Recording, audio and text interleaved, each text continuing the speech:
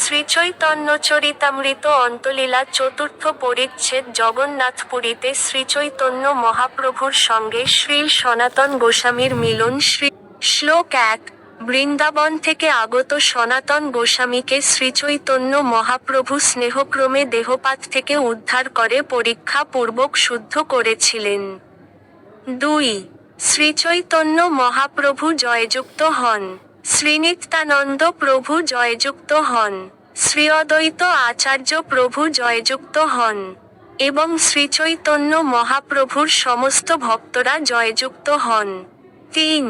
শ্রীল রূপ গোস্বামী যখন জগন্নাথপুরী থেকে গৌড় দেশে গেলেন, তখন শ্রী সনাতন গোস্বামী মথুরা থেকে জগন্নাথপুরীতে এলেন। ৪। সনাতন গোস্বামী একলা ঝাড়খণ্ডের বনপথ দিয়ে, কখনো উপবাস করে এবং কখনো কিছু চর্বণ করে, নীলাচলে এসেছিলেন। ৫। ঝাড়খণ্ডের বনের দূষিত জল এবং উপবাস করার ফলে সনাতন গোস্বামীর গায়ে কন্দুর্ষা হয়, এবং তিনি যখন সেই কণ্ডু চুলকাতেন তখন তা থেকে রস পড়ত। ৬, ৭, ৮। গভীর নৈরাশ্যের ফলে সনাতন গোস্বামী বিবেচনা করলেন, আমি নীচ জাতি, এবং আমার এই দেহ ভগবানের সেবার অযোগ্য। আমি যখন জগন্নাথপুরীতে যাব, তখন আমি জগন্নাথদেবকে দর্শন করতে পারব না।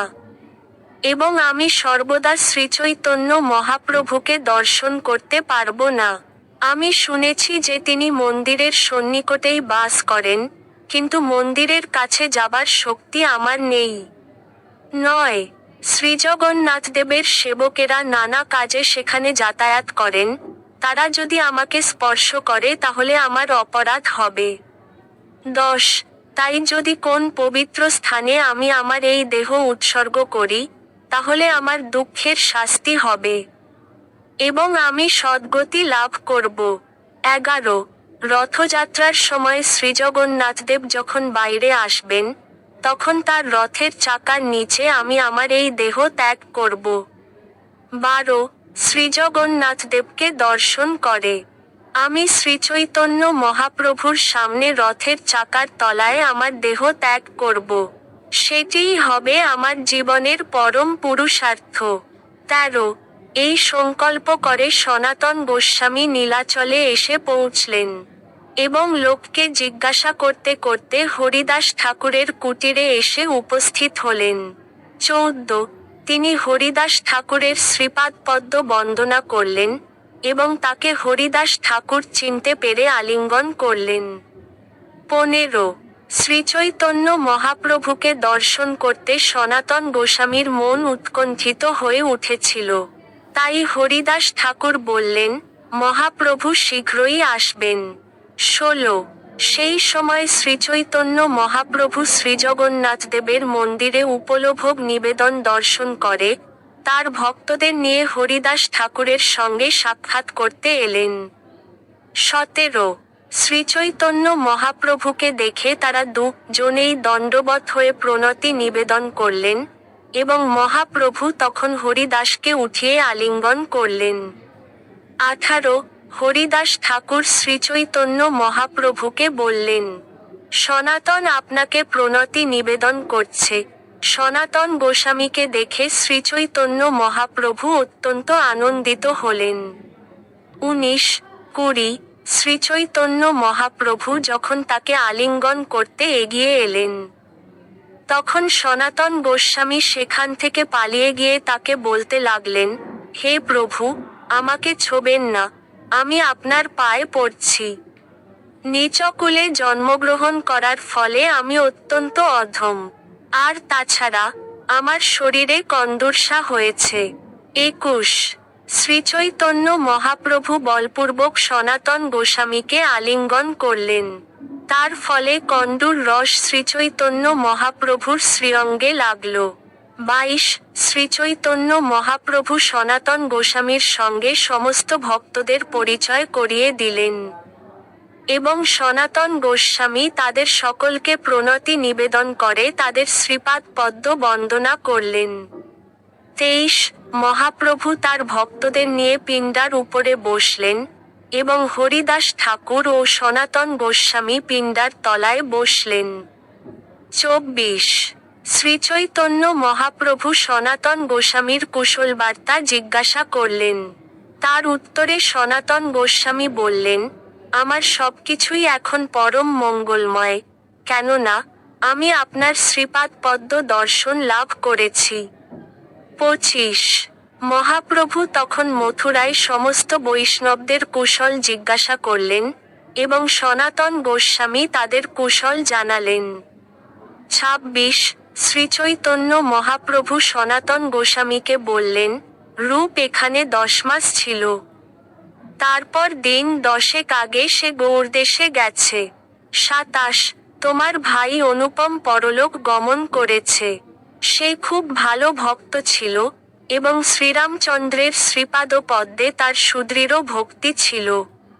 28 29 সনাতন গোস্বামী বললেন, নিজ বংশে আমার জন্ম হয়েছে। সব রকম অন্যায় এবং অধর্ম আচরণ করাই আমার কুলধর্ম। কিন্তু হে প্রভু, তা সত্ত্বেও আপনি আমাকে ঘৃণা না করে আপনার সেবক রূপে অঙ্গীকার করেছেন। আপনার কৃপার প্রভাবেই কেবল আমার বংশের পরম মঙ্গল সাধিত হয়েছে। 30-31 আমার কনিষ্ঠ ভ্রাতা অনুপম শৈশব থেকেই সুদৃঢ় ভক্তি এবং নিষ্ঠা সহকারে রঘুনাথের উপাসনা করত। রাত্রি দিন সে রঘুনাথের নাম করত ও ধ্যান করত এবং নিরবধি রামায়ণ শ্রবণ করত ও কীর্তন করত। 32 আমি এবং রূপ তার জ্যেষ্ঠ ভ্রাতা। সে সব সময় আমাদের দুজনের সঙ্গে থাকত। 33 আমাদের সঙ্গে সে শ্রীমদ্ভাগবত শুনত, এবং আমাদের সে কৃষ্ণ কথা আলোচনা করতে দেখত। তাই আমরা দুজনে একদিন তাকে পরীক্ষা করেছিলাম। 34-35 আমরা তাকে বলেছিলাম, শ্রীকৃষ্ণ পরম আকর্ষক। তার সৌন্দর্য, মাধুর্য এবং প্রেম বিলাস অন্তহীন। তাই তুমিও আমাদের দুজনের সঙ্গে কৃষ্ণ ভজন কর। আমরা 3 ভাই তাহলে একত্রে কৃষ্ণ কথা আলোচনা করে দিব্য আনন্দ আস্বাদন করব। 36-37 এইভাবে আমরা দুজন তাকে বারবার বলেছিলাম। আমাদের প্রতি তার গভীর শ্রদ্ধার ফলে তার মনোভাবের কিছুটা পরিবর্তন হয়েছিল। সে তখন আমাদের বলেছিল, তোমাদের দুজনের আদেশ আমি কিভাবে লঙ্ঘন করব? তোমরা আমাকে কৃষ্ণমন্ত্রে দীক্ষা দাও, তাহলে আমিও কৃষ্ণ ভজন করি।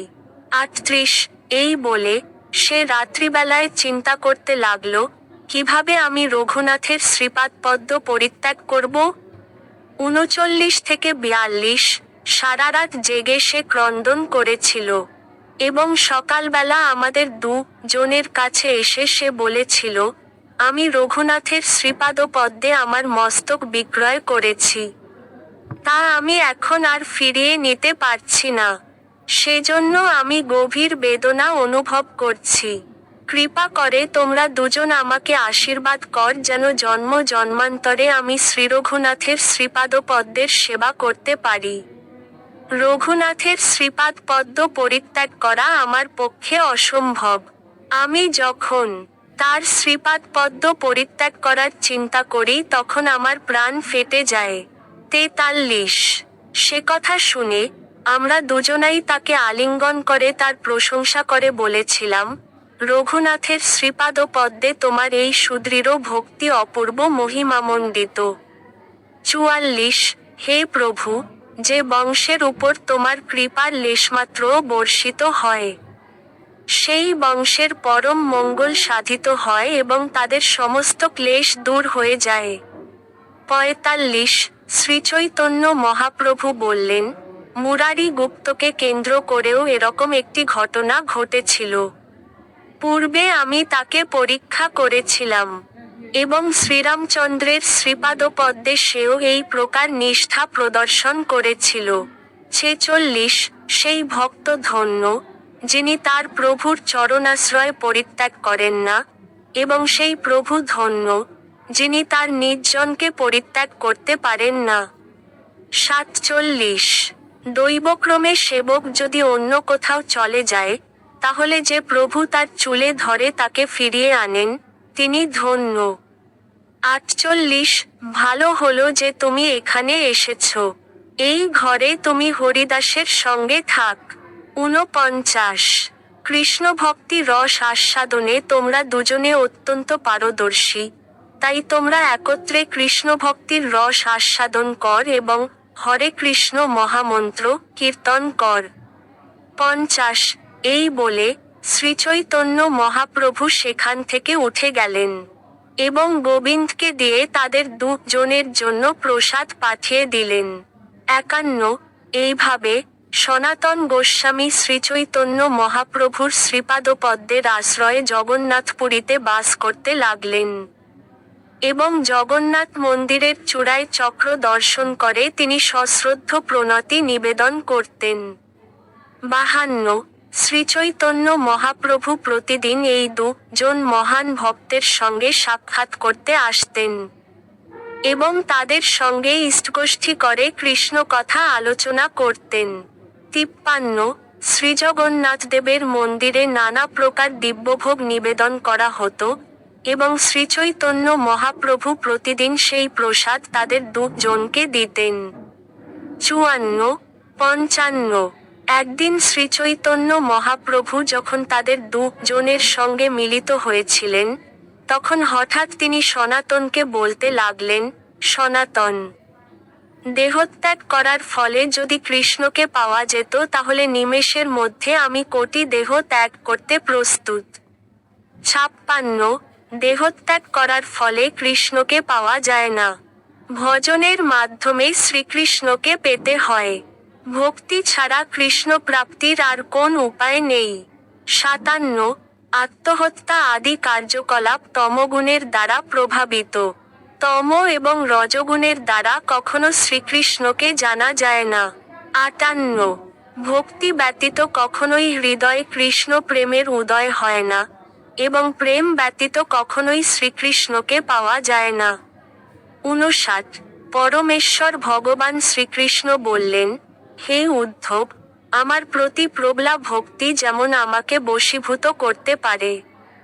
অষ্টাঙ্গাযোগ, অভেদ ব্রহ্মবাদ রূপ সাংখ্য জ্ঞান, বেদ অধ্যয়ন, সবরকম তপস্যা ও ত্যাগরূপ সন্ন্যাসাদির দ্বারা আমি সেরকম বশীভূত হই না।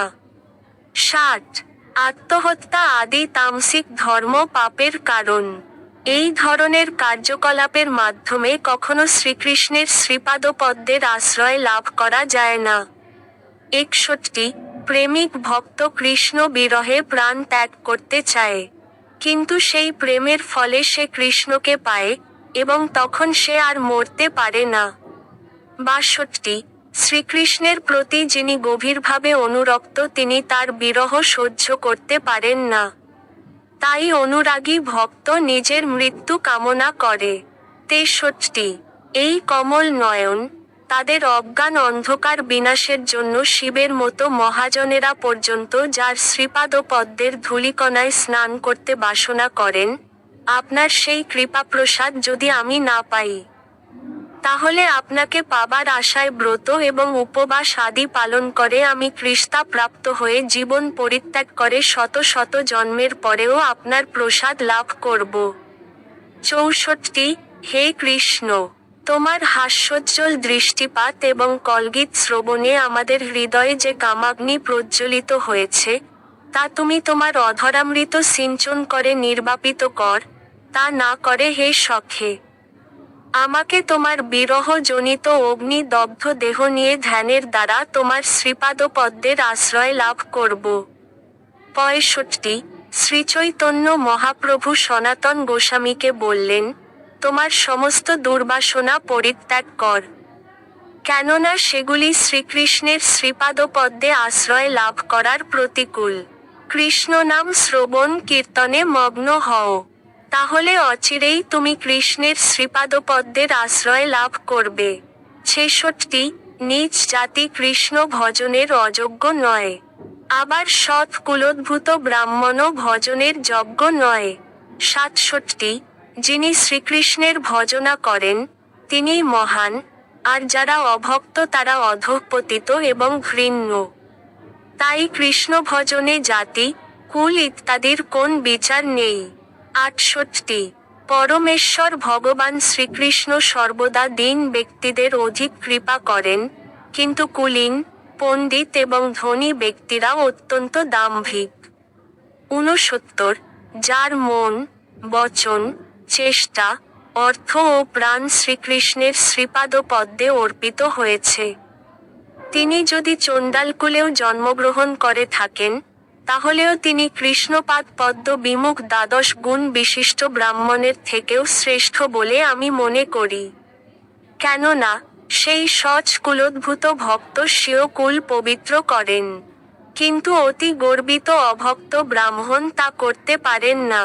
70 ভগবদ্ ভজনে ভক্তি অনুশীলনের 9টি পন্থা শ্রেষ্ঠ, কেননা এই পন্থাগুলি কৃষ্ণ প্রেম ও কৃষ্ণ দিতে মহাশক্তি ধরে। 71 ভগবদ্ভক্তি অনুশীলনের সমস্ত পন্থার মধ্যে ভগবানের নাম সংকীর্তন সর্বশ্রেষ্ঠ। 10টি অপরাধ বর্জন করে কেউ যদি ভগবানের নাম সংকীর্তন করেন, তাহলে তিনি অনায়াসে সবচাইতে দুর্লভ ভগবৎ প্রেম লাভ করেন। 72 সে কথা শুনে শ্রীল সনাতন গোস্বামী অত্যন্ত চমৎকৃত হলেন। তিনি বুঝতে পারলেন, আমি যে আত্মহত্যা করতে মনস্থ করেছি তা শ্রীচৈতন্য মহাপ্রভু অনুমোদন করেননি। 73 থেকে 75 শ্রীল সনাতন গোস্বামী বিচার করলেন, শ্রীচৈতন্য মহাপ্রভু সর্বজ্ঞ, তিনি অতীত, বর্তমান এবং ভবিষ্যৎ সম্বন্ধে অবগত, তিনি আমাকে আত্মহত্যা করতে নিষেধ করেছেন। তখন তিনি শ্রীচৈতন্য মহাপ্রভুর শ্রীপাদপদ্মে পতিত হয়ে তাকে বললেন, হে প্রভু, আপনি সর্বজ্ঞ, কৃপালু, পরম স্বতন্ত্র পরমেশ্বর ভগবান। আপনি যেভাবে আমাকে নাচান সেইভাবেই আমি নাচি, ঠিক একটি কাঠের পুতুলের মতো। আমি অত্যন্ত নীচ, অধম, পামর, আমার স্বভাব অত্যন্ত পাপময়। আমাকে বাঁচিয়ে রেখে আপনার কি লাভ হবে?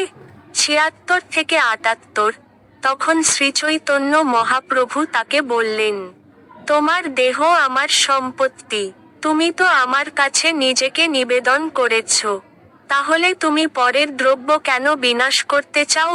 তুমি কি ভালো মন্দ বিচার করতে পার না? তোমার শরীর আমার বহু গুরুত্বপূর্ণ কার্য সাধনে প্রধান যন্ত্র। তোমার শরীর দিয়ে আমি বহু গুরুত্বপূর্ণ কার্য সাধন করব।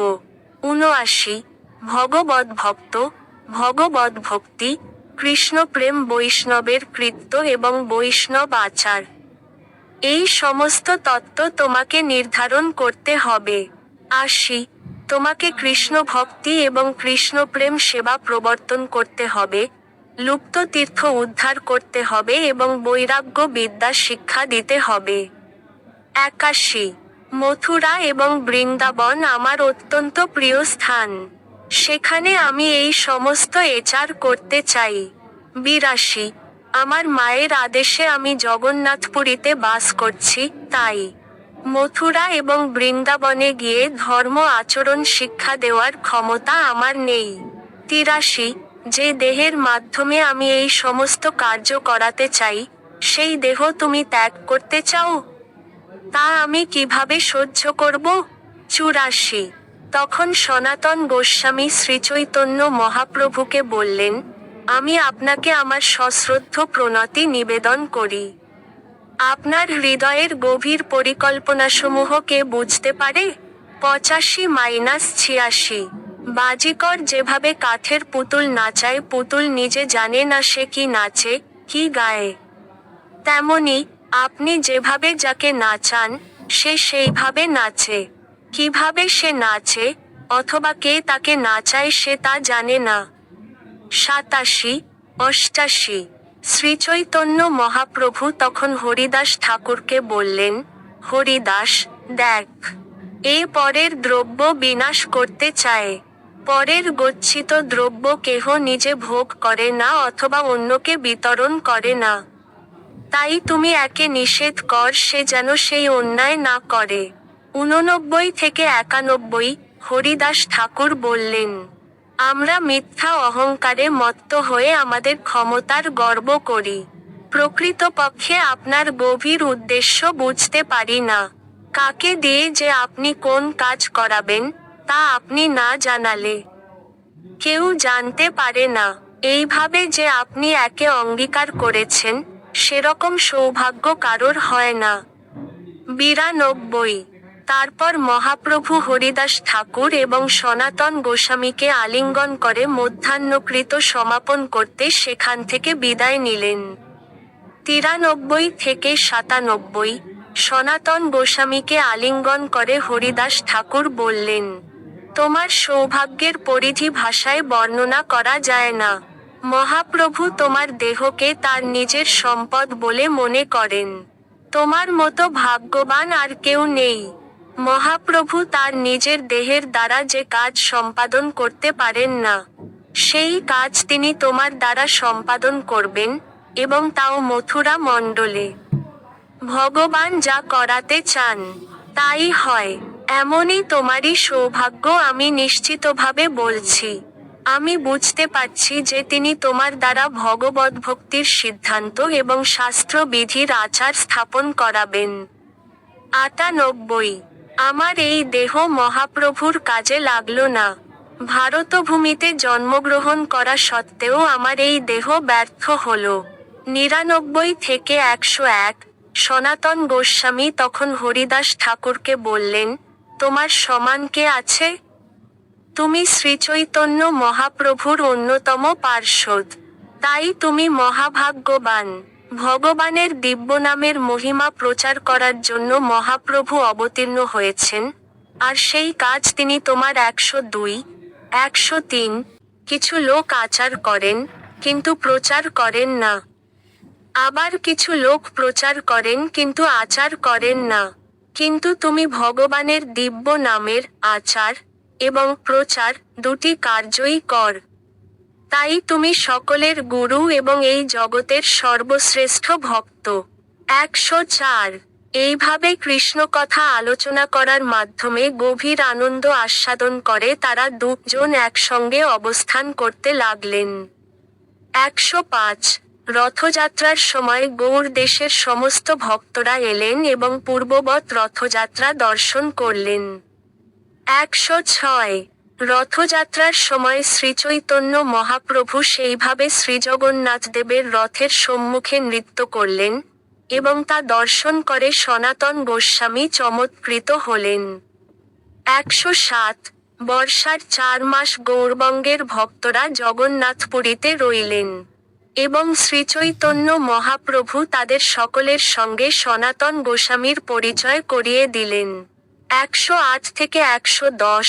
অদ্বৈত আচার্য, নিত্যানন্দ প্রভু, শ্রীবাস পণ্ডিত, বক্রেশ্বর পণ্ডিত, বাসুদেব দত্ত, মুরারি গুপ্ত, রাঘব পণ্ডিত, দামোদর পণ্ডিত, পুরী গোসানি, ভারতী গোসানি, স্বরূপ দামোদর, গদাধর পণ্ডিত, সার্বভৌম ভট্টাচার্য, রামানন্দ রায়, জগদানন্দ পণ্ডিত, শঙ্কর পণ্ডিত, কাশীশ্বর গোস্বামী, গোবিন্দ আদি সমস্ত ভক্তদের সঙ্গে সনাতন গোস্বামীর পরিচয় করিয়ে দিলেন। 111। শ্রীচৈতন্য মহাপ্রভু সনাতন গোস্বামীকে দিয়ে তাদের সকলের শ্রীপাদ পদ্ম বন্দনা করালেন, এবং তাকে তাদের সকলের কৃপাপাত্রে পরিণত করলেন। 112। তার সদ্গুণ এবং পাণ্ডিত্যের জন্য সনাতন গোস্বামী সকলের প্রিয় ছিলেন, এবং তিনি তাদের যথাযোগ্য কৃপা, মৈত্রী এবং গৌরবের পাত্র হয়েছিলেন। 113। সমস্ত বৈষ্ণবেরা যখন রথযাত্রার পর গৌড়দেশে ফিরে গেলেন, সনাতন গোস্বামী তখন শ্রীচৈতন্য মহাপ্রভুর শ্রীপাদপদ্মের আশ্রয়ে রইলেন। 114। সনাতন গোস্বামী শ্রীচৈতন্য মহাপ্রভুর সঙ্গে দোলযাত্রা আদি উৎসব দর্শন করলেন। এইভাবে শ্রীচৈতন্য মহাপ্রভুর সান্নিধ্যে তার আনন্দ বর্ধিত হতে লাগল। 115। বৈশাখ মাসে সনাতন গোস্বামী শ্রীচৈতন্য মহাপ্রভুর দর্শন করার জন্য জগন্নাথপুরীতে এসেছিলেন, এবং জ্যৈষ্ঠ মাসে শ্রীচৈতন্য মহাপ্রভু তাকে পরীক্ষা করেছিলেন। 116 জ্যৈষ্ঠ মাসে শ্রীচৈতন্য মহাপ্রভু যমেশ্বর শিবের উদ্যানে এসেছিলেন এবং ভক্তদের অনুরোধে সেখানে প্রসাদ গ্রহণ করেছিলেন। 117 মধ্যাহ্নে প্রসাদ গ্রহণ করার সময়ে শ্রীচৈতন্য মহাপ্রভু সনাতন গোস্বামীকে ডেকে পাঠিয়েছিলেন এবং মহাপ্রভু তাকে এইভাবে ডাকায় তার মহা আনন্দ হয়েছিল। 118 মধ্যাহ্নে সমুদ্র উপকূলের বালু আগুনের মতো উত্তপ্ত হয়েছিল এবং সেই পথ দিয়ে সনাতন গোস্বামী পায়ে হেঁটে মহাপ্রভুর কাছে গিয়েছিলেন।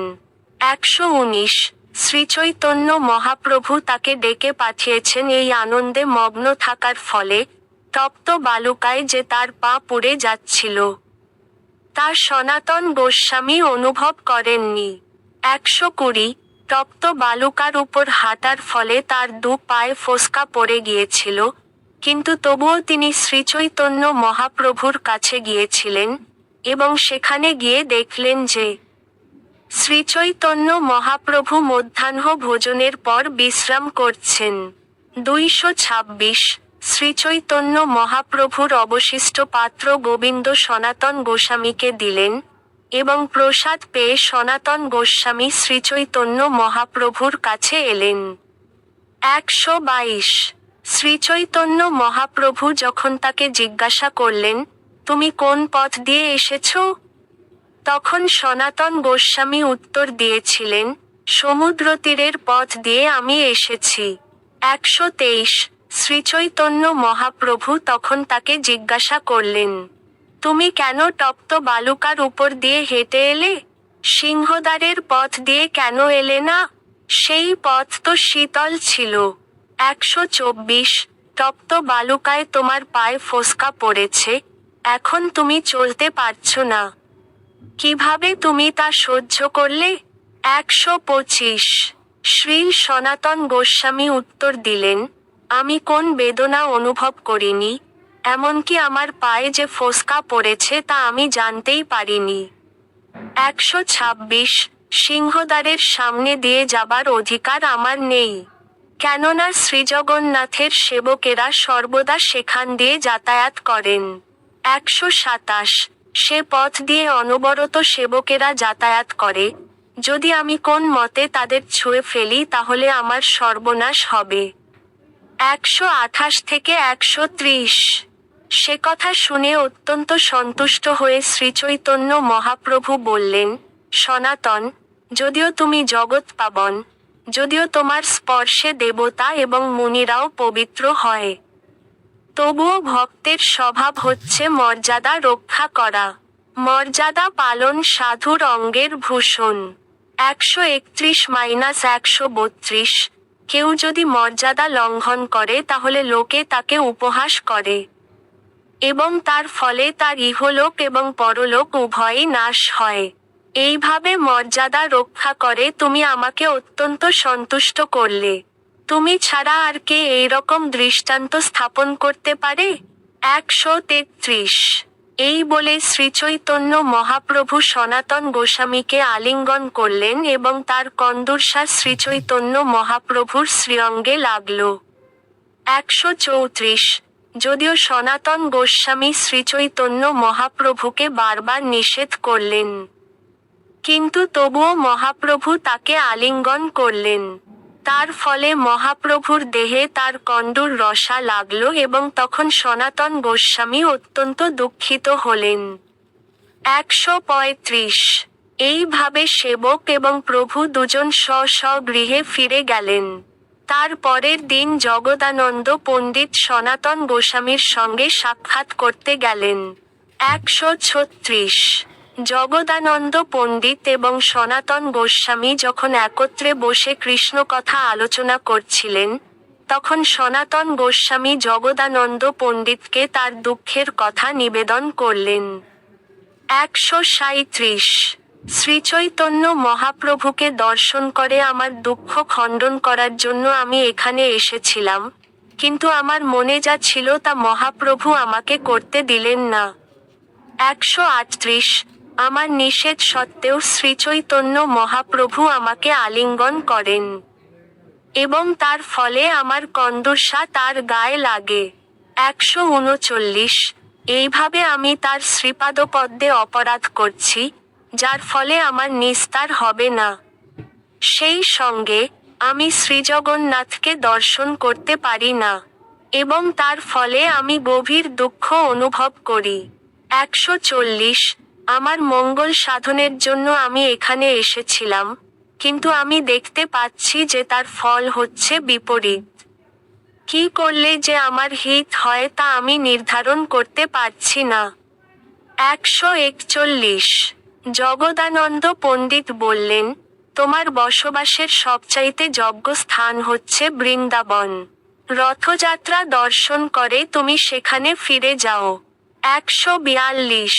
মহাপ্রভু ইতিমধ্যে তোমাদের দুই ভাইকে নির্দেশ দিয়েছেন বৃন্দাবনে বাস করতে। সেখানে তুমি সর্বসুখ লাভ করবে। 143। তোমার এখানে আসার উদ্দেশ্য সফল হয়েছে। কেননা তুমি শ্রীচৈতন্য মহাপ্রভুর শ্রীপাদ পদ্ম দর্শন করেছ। তাই, শ্রীজগন্নাথ দেবের রথযাত্রা মহোৎসব দর্শন করার পর, তুমি বৃন্দাবনে ফিরে যাও। 144। শ্রী সনাতন গোস্বামী তখন বললেন, তুমি আমাকে খুব ভালো উপদেশ দিয়েছ। আমি সেখানেই ফিরে যাব, কেননা সেটি আমার প্রভুদত্ত দেশ। 145। এইভাবে আলোচনা করে সনাতন গোস্বামী এবং জগদানন্দ পণ্ডিত তাদের নিজ নিজ কার্য সম্পাদন করতে চলে গেলেন। তার পরের দিন, শ্রীচৈতন্য মহাপ্রভু হরিদাস ঠাকুর এবং সনাতন গোস্বামীর সঙ্গে দেখা করতে এলেন। 146। হরিদাস ঠাকুর শ্রীচৈতন্য মহাপ্রভুর শ্রীপাদপদ্মে প্রণতি নিবেদন করে তার চরণ কমল বন্দনা করলেন, এবং শ্রীচৈতন্য মহাপ্রভু অপ্রাকৃত প্রেমে আবিষ্ট হয়ে তাকে আলিঙ্গন করলেন। 147। দূর থেকে সনাতন গোস্বামী শ্রীচৈতন্য মহাপ্রভুকে দণ্ডবৎ প্রণতি নিবেদন করলেন, এবং মহাপ্রভু তাকে আলিঙ্গন করার জন্য বারবার ডাকতে লাগলেন। 148। অপরাধের ভয়ে সনাতন গোস্বামী শ্রীচৈতন্য মহাপ্রভুর কাছে গেলেন না। তখন শ্রীচৈতন্য মহাপ্রভু তাকে আলিঙ্গন করার জন্য তার কাছে গেলেন। 149। তখন সনাতন গোস্বামী সেখান থেকে ছুটে পালিয়ে যাবার চেষ্টা করলেন, কিন্তু শ্রীচৈতন্য মহাপ্রভু বলপূর্বক তাকে ধরে আলিঙ্গন করলেন। 150। 151। তাদের দুজনকে নিয়ে শ্রীচৈতন্য মহাপ্রভু এক পবিত্র বেদির উপরে বসলেন। তখন বিষয়ে বিরক্ত সনাতন গোস্বামী বলতে লাগলেন, আমি আমার মঙ্গল সাধন করার জন্য এসেছিলাম। কিন্তু আমি দেখতে পাচ্ছি যে তার ফল হচ্ছে বিপরীত। আমি সেবা করার যোগ্য নই, আমি কেবল দিনের পর দিন অপরাধ করে যাচ্ছি। 152। আমি স্বভাবত নীচ কুলোদ্ভূত। আমার প্রকৃতি অত্যন্ত দুষ্ট এবং আমি পাপাশয়। তাই আপনি যদি আমাকে স্পর্শ করেন, তাহলে আমার অপরাধ হয়। 153। তার উপর, আমার দেহের কণ্ড থেকে রস রক্ত খরিত হয় তা আপনার শ্রীঅঙ্গে লাগে, কিন্তু তবুও আপনি আমাকে বলপূর্বক স্পর্শ করেন। 154। আমার এই বিভৎস শরীর স্পর্শ করতে আপনি ঘৃণার লেশমাত্র অনুভব করেন না।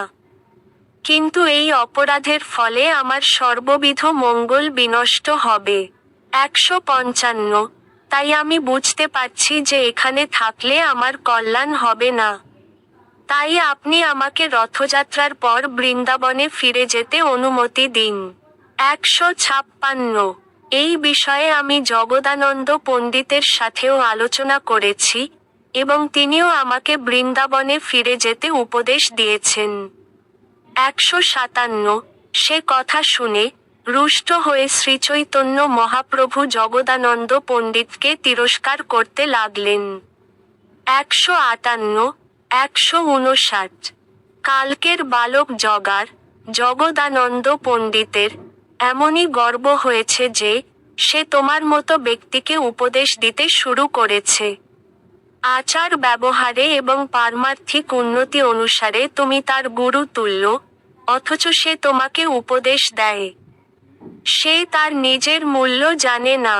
160 তুমি আমার উপদেষ্টা, কেননা তুমি তত্ত্ববেত্তা মহাত্মা, আর সে বালক তোমাকে উপদেশ দিতে সাহস করে।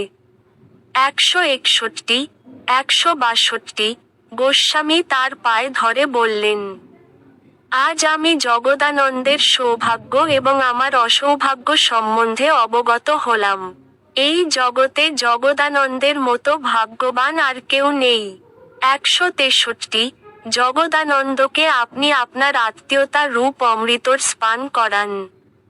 আর আমাকে প্রশংসা ও স্তুতিবাক্য দান করে আপনি আমাকে নিম ও নিশিন্দার তিক্তরস পান করান। 164 আমাকে যে আপনি আপনার আপনজন বলে গ্রহণ করেননি সে আমার পরম দুর্ভাগ্য। সেই সম্বন্ধে আমার কিছুই করার নেই, কেননা আপনি সর্বতোভাবে, স্বতন্ত্রভাবে পরমেশ্বর ভগবান। 165 সে কথা শুনে শ্রীচৈতন্য মহাপ্রভু লজ্জিত হলেন, এবং তার সন্তুষ্টি বিধানের জন্য তাকে বললেন 166 সনাতন জগদানন্দ আমার কাছে তোমার থেকে অধিক প্রিয় নয়। আমি মর্যাদা লঙ্ঘন সহ্য করতে পারি না। 167 কোথায় তুমি শাস্ত্রতত্ত্ববেত্তা মহাজনের, আর কোথায় জগা কালকের নবীন বালক। 168 তুমি আমাকেও শিক্ষা দেবার শক্তিধর। কত জায়গায় তুমি ভগবদ্ ভক্তির আচরণ শিক্ষা দিয়েছ। 169 সে যে তোমাকেও উপদেশ দিতে সাহস করে, তা আমি সহ্য করতে পারি না। তাই আমি তাকে ভর্ৎসনা করছি। 170 তোমাকে পর বলে মনে করে আমি তোমার স্তুতি করছি না। তোমার গুণাবলীই আমাকে তোমার গুণকীর্তন করাচ্ছে। 171 যদিও বহু লোকের প্রতি কারোর মমতা থাকতে পারে, কিন্তু স্বাভাবিক প্রীতি অনুসারে এক একজনের প্রতি এক এক প্রকার ভাবের উদয় হয়। 172 তুমি তোমার দেহটিকে বীভৎস বলে মনে কর, কিন্তু আমার কাছে তা অমৃতের মতো। 173 তোমার অপ্রাকৃত দেহ কখনোই প্রাকৃত নয়, কিন্তু তবুও তুমি তা প্রাকৃত বলে মনে কর। 174 তোমার দেহ যদি প্রাকৃতও হয়, তবুও আমি তা উপেক্ষা করতে পারি না, কেননা প্রাকৃত বস্তুতে ভালো মন্দ বিচার থাকা উচিত নয়। 175 কৃষ্ণ সম্বন্ধ ব্যতীত যা কিছু প্রতীত হয় তা সবই মায়িক। অনিত্য বস্তুর অবাস্তবতা হেতু বাক্যের দ্বারা উদিত এবং মন কর্তৃক ধাততা সবই অবাস্তব। অতএব তাতে ভালো অথবা মন্দ বিচার থাকতে পারে না, অর্থাৎ তাতে ভালো বা মন্দ এই রকম জড়ীয় ভেদ আছে বটে, কিন্তু অন্যয় জ্ঞান বস্তুর প্রতীতিতে সেরকম কিছুই নেই। 176 জড় জগতে ভালো এবং মন্দের ধারণা, তা মনোধর্ম প্রসূত। তাই এটি ভালো এবং এটি মন্দ এই ধারণাটি ভ্রান্ত। 177 যারা বিদ্যা ও বিনয় বিশিষ্ট ব্রাহ্মণে এবং চণ্ডালে, গরুতে এবং হস্তিতে ও কুকুরে সমদর্শী তারাই পণ্ডিত। 178 যিনি জ্ঞান বিজ্ঞান দ্বারা পরিতৃপ্ত, চিন্ময় স্বভাবে স্থিত ও বিজিত ইন্দ্রিয়, মাটির ডেলা পাথর ও কাঞ্চনে সমবুদ্ধি, তাকেই যোগী বলা হয়। 179 কিন্তু আমি সন্ন্যাসী, তাই আমার কর্তব্য সমদৃষ্টি সম্পন্ন হওয়া। চন্দনের প্রতি এবং পঙ্কের প্রতি আমি সমবুদ্ধি সম্পন্ন। 180 সেই জন্য আমি তোমাকে ত্যাগ করতে পারি না। আমি যদি তোমাকে ঘৃণা করতাম, তাহলে আমি আমার ধর্ম থেকে বিচ্যুত হতাম। 181 হরিদাস ঠাকুর বললেন, হে প্রভু, আপনি যা বললেন তা বাহ্য প্রতারণা, আমি তা স্বীকার করি না। 182 নিজে আমাদের মতো অধমকে অঙ্গীকার করেছেন, তার ফলে আপনার দীন দয়ালু গুণ সারা জগতে প্রচারিত হয়েছে। 183 শ্রীচৈতন্য মহাপ্রভু মৃদু হেসে বললেন, হরিদাস, সনাতন, তোমাদের প্রতি আমার মনোভাব যে কিরকম তা আমি সত্যি সত্যি তোমাদের বলছি। 184 তোমাদের আমি আমার লালক বলে মনে করি এবং নিজেকে আমি তোমাদের লালক বলে অভিমান করি। লালক কখনো লালের দোষ দর্শন করে না।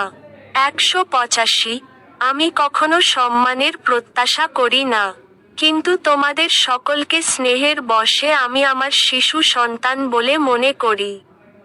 186 শিশু সন্তান যখন মায়ের কোলে মল ও মূত্র ত্যাগ করে তখন মায়ের মনে ঘৃণার উদয় হয় না, পক্ষান্তরে পরিষ্কার করে মহাসুখ পান। 187 লালের মল মূত্র চন্দনের মতো বলে মনে হয়, তেমনি সনাতনের ক্লেদে আমার ঘৃণার উদ্রেক হয় না। 188 হরিদাস ঠাকুর বললেন, হে প্রভু, আপনি পরমেশ্বর ভগবান এবং আমাদের প্রতি অত্যন্ত দয়াময়। আপনার গভীর স্নেহ কেউই হৃদয়ঙ্গম করতে পারে না। 189 গলৎকুষ্ঠ রোগাক্রান্ত বাসুদেবের অঙ্গ ছিল কিরাময়, তবুও তার প্রতি সদয় হয়ে আপনি তাকে আলিঙ্গন করেছিলেন। 190 তাকে আলিঙ্গন করে তার দেহ কন্দর্পের মতো সুন্দর করেছিলেন। আপনার কৃপার তরঙ্গ আমরা বুঝতে পারি না। 191 শ্রীচৈতন্য মহাপ্রভু বললেন, ভক্তের দেহ কখনোই প্রাকৃত নয়, তার চিদানন্দময় অপ্রাকৃত দেহ। 192 দীক্ষার সময় ভক্ত যখন নিজেকে সর্বতোভাবে শ্রীকৃষ্ণের সেবায় উৎসর্গ করেন, তখন শ্রীকৃষ্ণ তাকে নিজের বলে গ্রহণ করেন। 193 তখন তিনি তার সেই দেহ চিদানন্দময় করে তোলেন এবং সেই অপ্রাকৃত দেহে ভক্ত ভগবানের শ্রীপাদ পদ্মের সেবা করেন। 194 মরণশীল জীব সব রকম জড় কার্যকলাপ পরিত্যাগ করে আমার নির্দেশ অনুসারে ধর্ম করার জন্য আমার কাছে আত্মনিবেদন করে। তখন সে অমৃতত্ব প্রাপ্ত হয় এবং আমার সঙ্গে প্রেম বিনিময়ের মাধ্যমে চিন্ময় আনন্দ উপভোগের যোগ্যতা লাভ করে। 195 সনাতনের দেহে কণ্ডু প্রকাশ করে শ্রীকৃষ্ণ আমাকে পরীক্ষা করার জন্য তাকে এখানে পাঠিয়েছিলেন। 196 তাকে ঘৃণা করে আমি যদি আলিঙ্গন না করতাম, তাহলে শ্রীকৃষ্ণের কাছে অপরাধ করার ফলে আমাকে দণ্ডভোগ করতে হতো। 197 সনাতন শ্রীকৃষ্ণের পার্ষদ, তাই তার দেহে কোন দুর্গন্ধ থাকতে পারে না। প্রথম দিন যখন আমি তাকে আলিঙ্গন করেছিলাম, তখন আমি চন্দন, অগুরু, কস্তুরী এবং কর্পূরের গন্ধ পেয়েছিলাম। 198 প্রকৃতপক্ষে শ্রীচৈতন্য মহাপ্রভু যখন সনাতন গোস্বামীকে আলিঙ্গন করেছিলেন, তখন তার স্পর্শে তার অঙ্গ চন্দনের মতো সুরভিত হয়েছিল। 199 শ্রীচৈতন্য মহাপ্রভু বললেন, সনাতন, তুমি মনে দুঃখ পেও না, কেননা আমি যখন তোমাকে আলিঙ্গন করি তখন আমি মহা সুখ পাই। 201 বছর তুমি আমার সঙ্গে এখানে জগন্নাথপুরীতে থাক, এবং তারপর আমি তোমাকে বৃন্দাবনে পাঠাবো। 201 এই বলে শ্রীচৈতন্য মহাপ্রভু সনাতনকে পুনরায় আলিঙ্গন করলেন, এবং তৎক্ষণাৎ সনাতন গোস্বামীর কণ্ডু দূর হল এবং তিনি সুবর্ণের মতো দিব্যকান্তি লাভ করলেন। 202-204 তা দেখে চমৎকৃত হয়ে হরিদাস ঠাকুর মহাপ্রভুকে বললেন, 202-204 তা দেখে চমৎকৃত হয়ে হরিদাস ঠাকুর মহাপ্রভুকে বললেন, এমনই অদ্ভুত তোমার লীলা। তুমি সনাতনকে ঝাড়িখণ্ডের জল খাওয়ালে, এবং তুমি তার দেহে কন্দুরসা প্রকাশ করালে। এইভাবে কন্দুরসায় আক্রান্ত করে তুমি সনাতনকে পরীক্ষা করলে। তোমার অপ্রাকৃত লীলা কেউ বুঝতে পারে না। 205 তারপর হরিদাস ঠাকুর এবং সনাতন গোস্বামীকে আলিঙ্গন করে শ্রীচৈতন্য মহাপ্রভু তার গৃহে ফিরে গেলেন। তখন হরিদাস ঠাকুর এবং সনাতন গোস্বামী শ্রীচৈতন্য মহাপ্রভুর প্রেমে মগ্ন হয়ে তার গুণকীর্তন করতে লাগলেন। 206 এইভাবে সনাতন গোস্বামী শ্রীচৈতন্য মহাপ্রভুর তত্ত্বাবধানে থেকে হরিদাস ঠাকুরের সঙ্গে শ্রীকৃষ্ণ চৈতন্য মহাপ্রভুর আলোচনা করে মহা আনন্দে কালাতিপাত করতে লাগলেন। 207 দোলযাত্রার পর শ্রীচৈতন্য মহাপ্রভু সনাতন গোস্বামীকে তার বৃন্দাবনে যা কিছু করণীয় সে সম্বন্ধে শিক্ষা দিয়ে তাকে বিদায় দিলেন। 208 শ্রীচৈতন্য মহাপ্রভুর শ্রীপাদপদ্ম থেকে সনাতন গোস্বামীর বিদায় গ্রহণের দৃশ্য এতই মর্মান্তিক যে তা ভাষায় বর্ণনা করা যায় না। 209 যে পথ দিয়ে শ্রীচৈতন্য মহাপ্রভু বৃন্দাবনে গিয়েছিলেন, সনাতন গোস্বামী সেই পথ দিয়ে যেতে মনস্থ করলেন।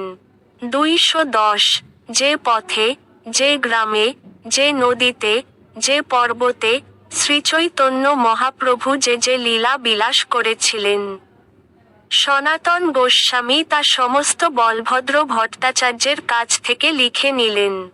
211 শ্রীচৈতন্য মহাপ্রভুর সমস্ত ভক্তদের কাছ থেকে বিদায় নিয়ে সেই পথ দিয়ে সেই সমস্ত স্থান দর্শন করে সনাতন গোস্বামী বৃন্দাবনের অভিমুখে চললেন।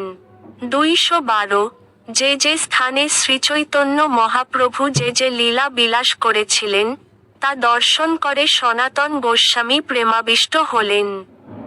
213 বৃন্দাবনে এলেন এবং পরে রূপ গোস্বামী এসে তার সঙ্গে মিলিত হলেন।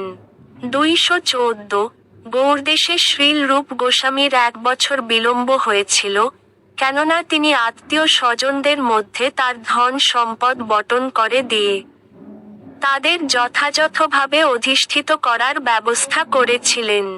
215 গৌড়দেশে তিনি যে ধন সঞ্চয় করেছিলেন তা তিনি তার আত্মীয় স্বজন, ব্রাহ্মণ এবং দেবালয়ে বণ্টন করে দিয়েছিলেন। 216 এইভাবে যে যে কর্তব্য সম্পাদন করতে তিনি মনস্থ করেছিলেন তা সম্পাদন করে নিশ্চিন্ত হয়ে তিনি বৃন্দাবনে ফিরে গেলেন। 217 দুই ভাই বৃন্দাবনে মিলিত হলেন এবং সেখানে বাস করে তারা শ্রীচৈতন্য মহাপ্রভুর সমস্ত আদেশ পালন করলেন। 218 শ্রীল রূপ গোস্বামী এবং সনাতন গোস্বামী বহু শাস্ত্র সংগ্রহ করে এবং সেই সমস্ত শাস্ত্রের প্রমাণের ভিত্তিতে উক্ত তীর্থস্থানসমূহ উদ্ধার করে বৃন্দাবনে মন্দির প্রতিষ্ঠা করে কৃষ্ণ সেবা প্রকাশ করেছিলেন। 219 শ্রীল সনাতন গোস্বামী ভাগবতামৃত রচনা করেছিলেন। সেই গ্রন্থ থেকে ভক্ততত্ত্ব, ভক্তিতত্ত্ব এবং কৃষ্ণতত্ত্ব জানা যায়। 220 শ্রীল সনাতন গোস্বামী দশম টিপ্পনী নামক দশম স্কন্ধের ভাষ্য রচনা করেছিলেন, যা থেকে আমরা শ্রীকৃষ্ণের অপ্রাকৃত প্রেমের লীলার হৃদয়ঙ্গম করতে পারি। 221 তিনি হরিভক্তিবিলাস রচনা করেছিলেন যাতে বৈষ্ণব আচার শিক্ষা দেওয়া হয়েছে, যা থেকে আমরা বৈষ্ণবের কর্তব্য সম্বন্ধে যথাযথভাবে অবগত হতে পারি। 222 শ্রীল সনাতন গোস্বামী যে আর কত গ্রন্থ প্রণয়ন করেছেন তাকে গণনা করতে পারে? এই সমস্ত গ্রন্থাবলীর মূল তত্ত্ব শ্রী শ্রীমদনমোহন এবং গোবিন্দজির প্রেমময়ী সেবার শিক্ষা দেওয়া। 223 224 শ্রীল রূপ গোস্বামীও বহু গ্রন্থ রচনা করেছেন। তার মধ্যে ভক্তিরসামৃত সিন্ধু সবচাইতে প্রসিদ্ধ। এই গ্রন্থটি থেকে কৃষ্ণ ভক্তিরসের সার হৃদয়ঙ্গম করা যায় এবং তিনি উজ্জ্বল নীলমণি নামক গ্রন্থ রচনা করেছেন, যা থেকে শ্রী শ্রী রাধাকৃষ্ণের লীলার উপলব্ধি করতে পারা যায়।